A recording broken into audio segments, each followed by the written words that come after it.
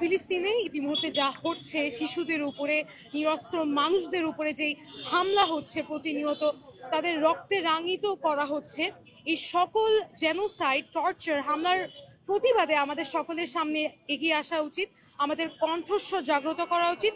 শুধু বাংলাদেশ না, সারা বিশ্বের সকল মানুষদের সামনে এগিয়ে আসা উচিত। এবং এটা শুধু মুসলিম ধর্ম যারা অবলম্বন করে শুধু তাদের নয়, সকল ধর্মের মানুষের সামনে এগিয়ে আসা উচিত। This is for humanity.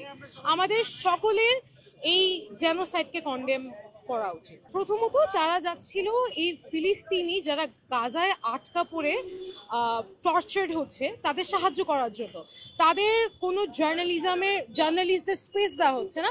তাদের এই সকল ফুটেজগুলো নিয়ে তারা যেন তাদেরকে সাহায্য করতে পারে এবং কিছু খাবার দাবারও তারা প্রোভাইড করতে চাচ্ছিল। একমাত্র স্মার্ট সিটি বসুন্ধরা, আধুনিকতায় এক ধাপ এগিয়ে। আমরা শুনেছি যে কালকে বিভিন্ন জার্নালিস্টদের, অ্যাক্টিভিস্টদের অ্যাবডাক্ট করা হয়েছে, গ্রেটা থানবার্গ সহ। এই সকল জিনিস তো আসলে এখানে তাদের জাহাজে কি ছিল? গুঁড়া দুধ ছিল, কিছু ড্রাই স্ন্যাক্স ছিল, যেগুলো তাদের এই গাজাবাসীদের তারা সাহায্য করতো, এই সকল খাবার দাবার দিয়ে শিশুদের সাহায্য করতো। তাদেরকে অ্যাবডাক্ট করা হয়েছে, ইসরায়েলি ফোর্সেস এসে তাদেরকে তুলে নিয়ে গিয়েছে। এখনো অনেক জাহাজ সরে পৌঁছায়নি। শুধু তো এখানে আমাদের মানবাধিকার কর্মীরাই নাই। আপনি যদি প্যালেস্টাইনের দিকে তাকান, দেখবেন গাজাটা একটা বৃহত্তম কারাগার। সেই কারাগারে আমাদের ছোট ছোট শিশুদেরও কোনো নিরাপত্তা নেই। আপনি দেখবেন ইসরায়েলিরা কোনো কিছু মানতেছে না। তারা কিন্তু হাসপাতাল, মসজিদ এগুলোকে বম্বিং এর আওতায় নিয়ে আসছে, যেগুলো একদম যুদ্ধ অপরাধীদের পর্যায়ে পড়ে। তো আপনি নেতানিয়াহুর কাছে আপনি তো কোনো ভালো আচরণ পাবেন না।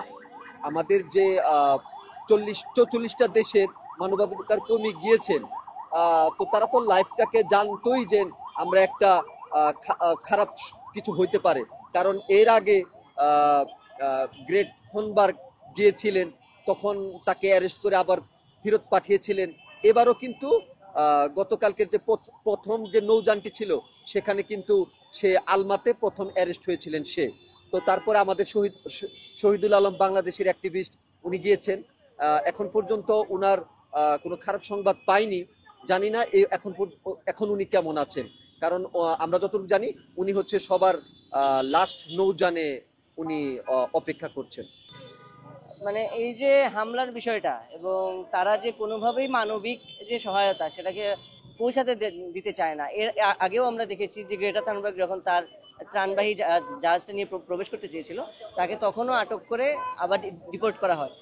আজকেও আমরা দেখলাম যে যেসব যে দুইটা জাহাজকে তারা আটক করেছে তার মধ্যে আবারও গ্রেটা থানবার্গ আছে এবং তাকে আবারও ডিপোর্ট করা তাকে আটক করে আবার ডিপোর্ট করার চেষ্টা করছে। এই ধরনের যে আচরণ ইসরায়েল করে যাচ্ছে, তার কিন্তু একটাই হতে পারে যে তারা গাজায় যে দুঃসহ অমানবিক ঘটনাগুলো ঘটিয়েছে, সেগুলো আসলে বিশ্বের কাছে যদি পরিষ্কার হয়ে যায়, তাহলে তাদের নৈতিক কোনো অবস্থান আর অবশিষ্ট থাকবে না।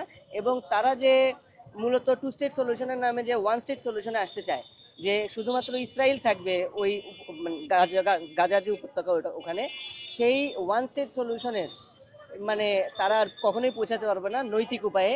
এটা তারা পরিষ্কার, এবং সেটাকে ঢেকে রাখতে এই যে গাজার যে ধ্বংসযজ্ঞ, আমার মনে হয় সেটা পরিষ্কার তাদের তারাই সেটাকে আবার পরিষ্কার করা পর্যন্ত হয়তো কখনোই আর মানবিক সহায়তা সেখানে দিতে চাইবে না, যদি না বিশ্বের যারা নেতৃত্ব আছেন তারা সবাই একত্রিত হয়ে, এবং আমরা যারা সচেতন নাগরিকরা আছি সারা বিশ্বের, তারা একত্রিতভাবে আমাদের আন্দোলন গড়ে তুলি এবং তাদেরকে রক্ষা করার জন্য, এই যে ফিলিস্তিনি জনগণ তাদেরকে রক্ষা করার জন্য ঐক্যবদ্ধ প্রয়াস থাকে।